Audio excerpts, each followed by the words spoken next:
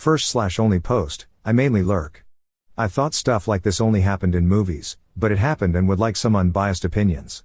More lighthearted than some of the other posts on here. I have a cousin Kat, who got married to Henry early this year.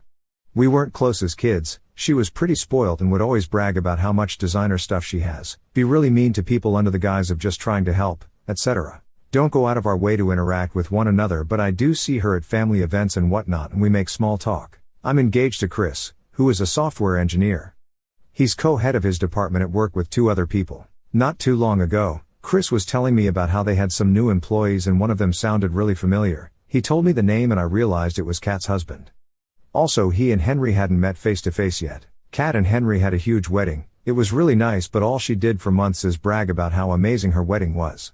The wedding stuff's died down now, so recently she's started going on about how wealthy her husband is and what a great lifestyle they have. One of my other aunts celebrated her 50th about a week ago. I went with Chris and Kat was there with Henry. We were chatting and Kat was saying how Henry has a fantastic new job that pays even more than his previous one.